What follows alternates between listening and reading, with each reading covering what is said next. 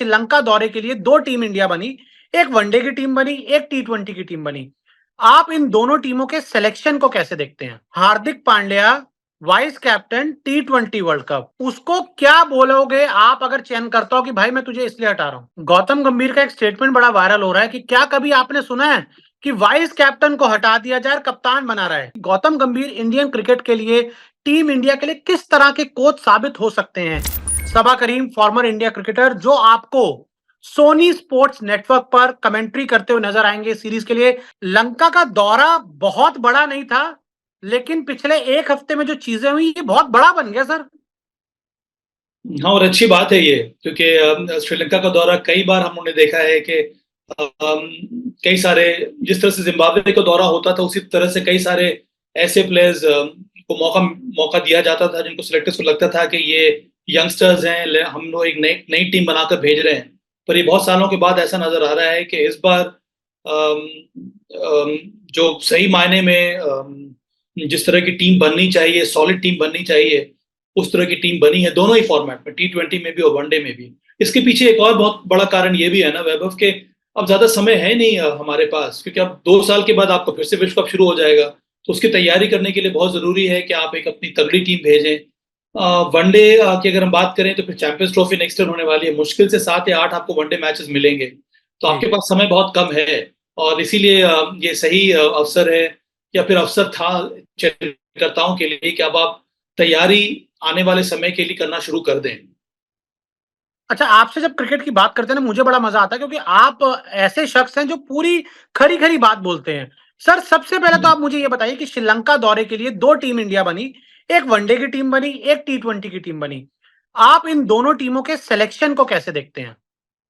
देखिए, सबसे पहले ना अलग अलग बात कर लेते हैं वैभव, पहले टी20 की बात कर लेते हैं, क्योंकि जी टी20 में कई सारे नए चेहरे हमें देखने को मिल रहा जी है। नया कप्तान है, नया उप कप्तान है, नया हेड कोच है। चलिए, हेड कोच तो हर एक फॉर्मेट के लिए रहेंगे।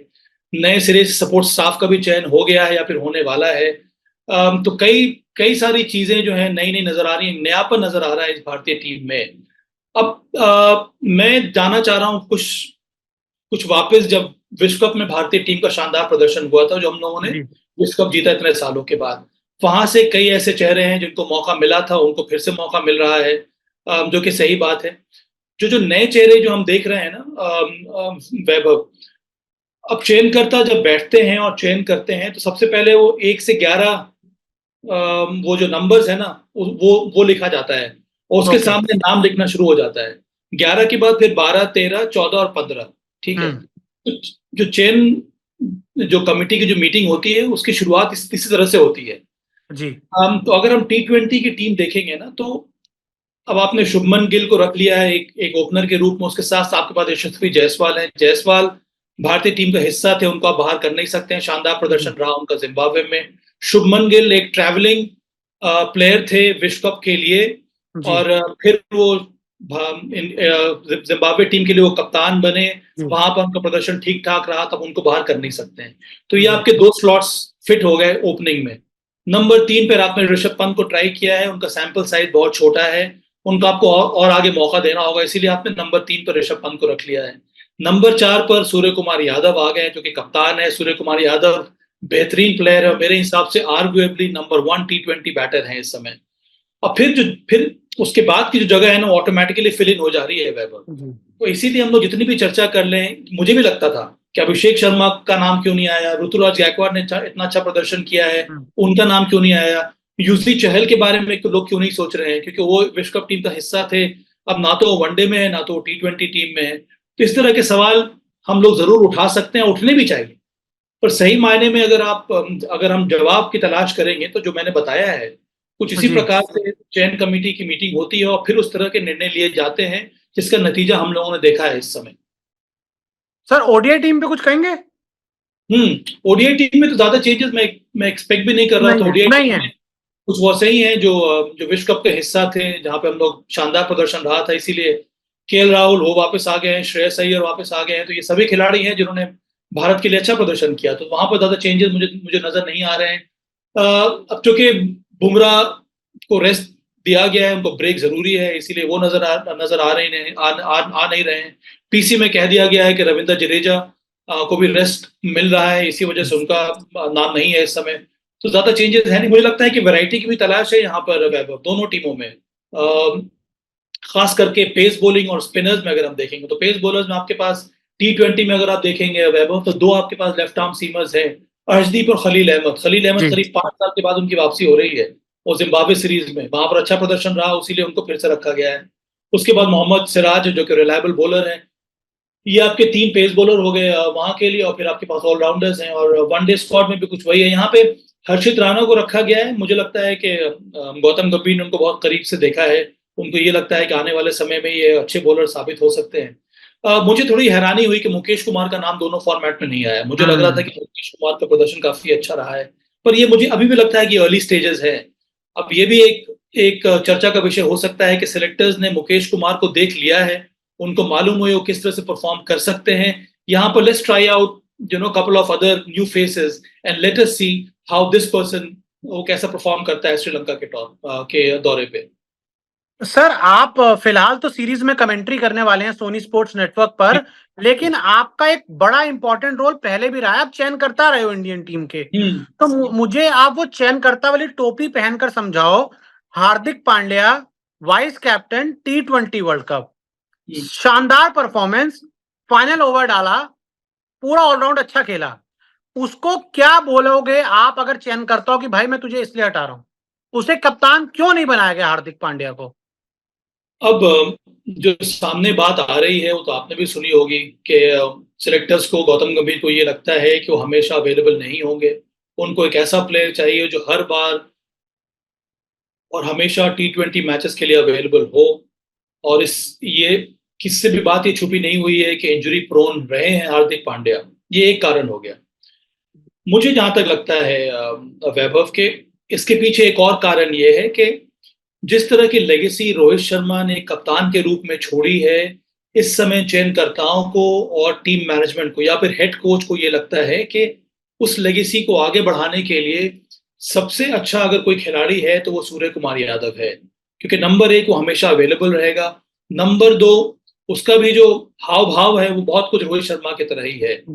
और उसको भी अनुभव है T20 में कप्तानी करने का, वो भी होम सीरीज में top quality side against Australia. उसने शानदार कप्तानी की थी, खुद का प्रदर्शन काफी अच्छा रहा था, टीम को उसने एकजुट रखा था। तो इसी वजह से मुझे लगता है जो खबरें टीम मैनेजमेंट से या फिर टीम के ड्रेसिंग रूम से भी मिल रही होंगी चयनकर्ताओं को, इन सब चीजों को ध्यान में रखकर ये निर्णय लिया है चयनकर्ताओं ने। मैं मानता हूं कि थोड़ा बहुत हार्श जरूर है, क्योंकि इसके पहले विश्व कप में आपने हार्दिक पांड्या को वाइस कप्तान बनाया था। अगर आपको ये बात सोचनी थी तो आपको पहले ही सोच लेनी चाहिए थी वर्ल्ड कप शुरू होने के पहले, और तभी आपको सूर्य कुमार यादव को वाइस कप्तान बनाना चाहिए था। पर अब ऐसा उन्होंने किया नहीं, क्योंकि उस समय एक एक different set of team management के लोग थे। राहुल द्रविड़ थे, रोहित शर्मा थे, और उसके साथ साथ चयनकर्ता थे। पर इस बार जो T20 की टीम बनी है, यहाँ पर फ्रेश सेट ऑफ आईज आ गए हैं वैभव। यहाँ पर गौतम गंभीर है, नए हेड कोच है, नया कप्तान उन्होंने चुन लिया है। तो मुझे लगता है कि सोच में वो परिवर्तन है, जिसकी वजह से ये चेंज हम लोग देख रहे हैं। गौतम गंभीर का एक स्टेटमेंट बड़ा वायरल हो रहा है कि क्या कभी आपने सुना है कि वाइस कैप्टन को हटा दिया जाए, कप्तान बना रहा है? यहाँ तो वाइस कैप्टन को हटा दिया गया, मतलब जो उनके साथ हुआ था आज वही सेम उनकी कोचिंग में हार्दिक पांड्या के साथ हुआ है।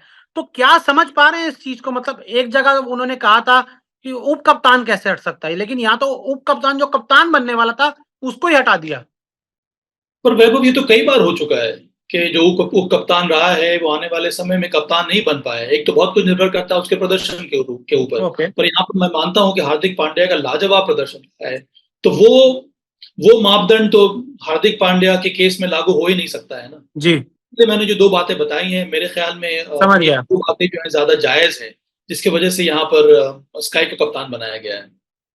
समझ गया सर। अच्छा, मेरे को ये बताइए, अब हमने तस्वीरें भी देखी, सोनी का जो ट्विटर प्लेटफॉर्म है वहां पर हमने देखा गौतम गंभीर के विजुअल आए टीम के साथ प्रैक्टिस करते हुए। थोड़ा मुझे गौतम गंभीर के बारे में बताएं कि गौतम गंभीर इंडियन क्रिकेट के लिए, टीम इंडिया के लिए किस तरह के कोच साबित हो सकते हैं? क्योंकि एक हमने उनका गौतम गंभीर का एक वो भी तस्वीर देखी है, विराट कोहली से लड़ाई, एग्रेशन, वो भी देखा है। और दूसरा हमने देखा है कि क्या उन्होंने चैंपियन भी बनाया टीम्स को। तो आप मुझे समझाइए, आप भी दिल्ली में मतलब काफ़ी इन्वॉल्व रहे हैं क्रिकेट में, थोड़ा समझाइए सर मुझे? देखिए वैभव, गौतम गंभीर के कोचिंग स्टाइल वही होगा जिस तरह का उनका खेलने का स्टाइल था, और उसमें कोई परिवर्तन नहीं होने वाला, और यही होना भी चाहिए। देखिए, हर हर कोच जो है या फिर हर कप्तान, वो अपने हिसाब से मैदान में उतरता है और परफॉर्म करने का प्रयास करता है। अब किस प्रकार से वो अपने आप को इंस्पायर करता है सबसे अच्छा प्रदर्शन देने के लिए, वो बहुत ही इंडिविजुअल रहता है। वो निर्भर हुँ, करता है उस खिलाड़ी के ऊपर या फिर उस कोच के ऊपर। अगर हम ये समझने लगे कि जिस तरह की रविशंकर शास्त्री की कोचिंग थी, जिस तरह की राहुल द्रविड़ की बरोबर. कोचिंग थी, उसी प्रकार की गौतम गंभीर की कोचिंग रहेगी, वो गलत है।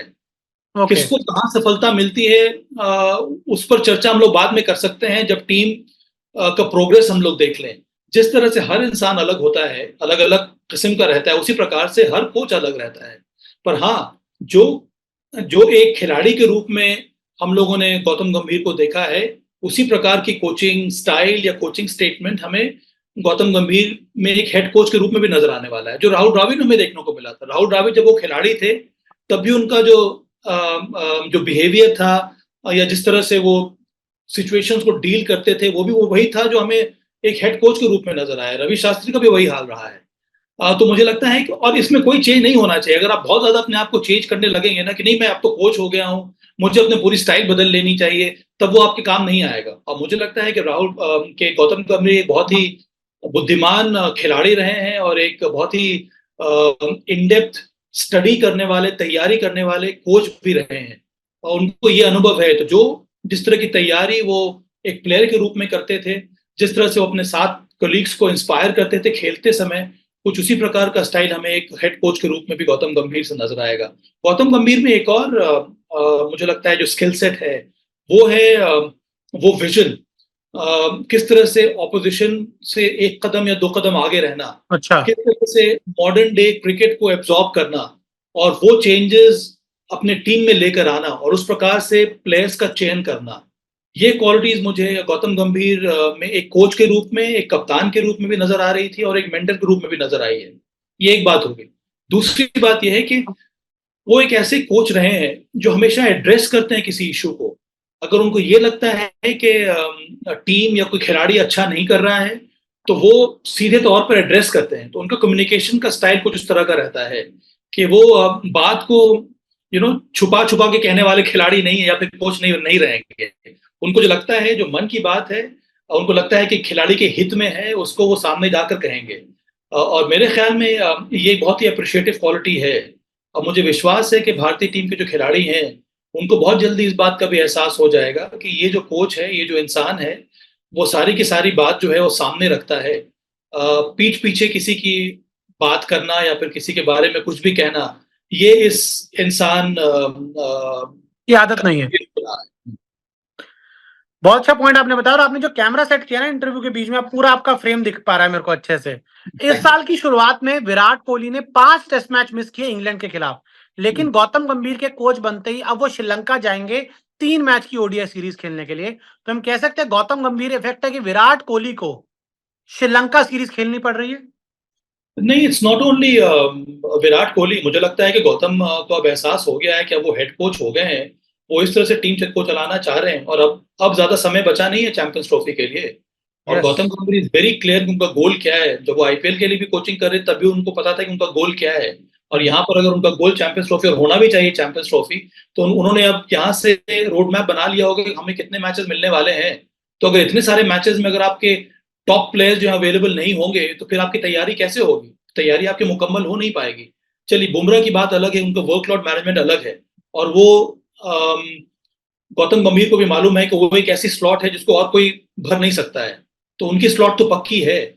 और बुमराह के बारे में गौतम गंभीर को भी भली भांति मालूम है कि ये खिलाड़ी जब भी आ जाएगा, वो आसानी से अपने आप को ढाल सकता है।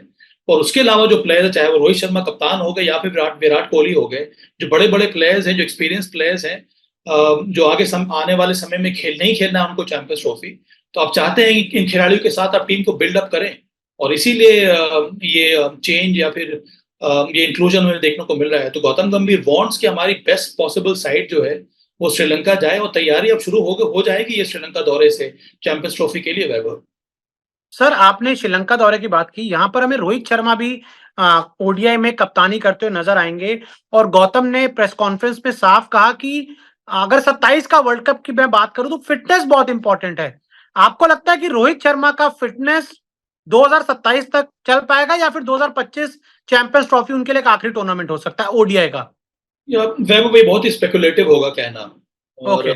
वो निर्भर करता है रोहित शर्मा के ऊपर, इंडिविजुअल के ऊपर, कि जहां तक परफॉर्मेंस देखे तो उसमें कोई भी कमी हमें नजर नहीं आ रही है, और ज्यादा प्रोग्रेस देखने को मिल रहा है, ओके। ज्यादा इन्वॉल्वमेंट देखने को मिल रहा है।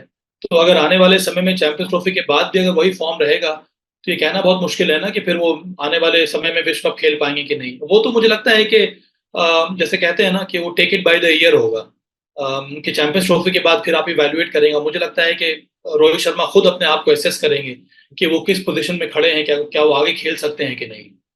बस सर 10 सेकंड में आप एक आंसर दे सकते हैं। शुभमन गिल का एलिवेशन हुआ है लंका दौरे के लिए, दोनों फॉर्मेट में उनको उप कप्तानी मिली है। इसका थोड़ा मतलब समझाएं मुझे, भविष्य के लिए क्या है? और संजू सैमसन एक बार फिर आईसीसी इवेंट वाले साल में, ओडीआई का आईसीसी इवेंट है तो उनको ओडीआई से बाहर कर दिया और टी20 में रखा है। बस मेरे आखिरी सवाल। देखिए, शुभमन गिल का एलिवेशन तो ये दर्शा रहा है कि चयनकर्ताओं को ये लगता है कि उनके अंदर वो लीडरशिप स्किल्स है। उन्होंने ओके। कभी कप्तानी की है, अभी हाल में जिम्बाब्वे में जिस तरह से कमबैक किया भारत ने, कई सारी चीजें आपको जो जो टीम की रिपोर्ट आती है, वीवीएस लक्ष्मण जो हेड कोच थे, उससे भी अब बहुत कुछ इन्फ्लुएंस हो जाते हैं। ओके। मेरे ख्याल में कि ये बहुत बड़ी लर्निंग होगी शुभमन गिल के लिए, क्योंकि अब ये तो ऐसा लगता है कि अब चयनकर्ता सोच रहे हैं कि आने वाले समय में अगर वो इसी प्रकार से प्रदर्शन करते रहे तो उनका एलिवेशन हो सकता है कप्तान के रूप में भी। ये हो गई शुभमन गिल की बात। अब संजू सैमसन के लिए मुझे लगता है कि वनडे सेटअप में आना, मुझे लगता है मेरे ख्याल में जहां तक मुझे नजर आ रहा है, वो कठिन होगा वैभव, क्योंकि अब कई सारे नए नए चेहरे हमें नजर आने लगे हैं, और स्लॉट्स जो है बहुत कम हो गया है, खास करके ऋषभ पंत की जो वापसी हुई है। सर ऋषभ क्यों तो वापस आ गए लेकिन एकदम से ओडीआई में? ऋषभ कैसे लंका दौरे के लिए? क्योंकि ऋषभ जब वो चोटिल हुए थे, अगर आप उनका रिकॉर्ड देखेंगे तो शानदार आया वनडे क्रिकेट में। हालांकि टी20 में उतना अच्छा नहीं रहा था, वो टी20 में टीम का हिस्सा नहीं थे 11 में, पर वो वनडे में टीम का हिस्सा थे, और इसीलिए जब से उनकी वापसी हुई है उनको रखा गया, जो कि लाजमी है वैभव। इसीलिए मेरे ख्याल में वनडे क्रिकेट में, वनडे सेटअप में मुझे ऐसा लगता है कि संजू सैमसन के लिए थोड़ा बहुत कठिन होगा वापस आना।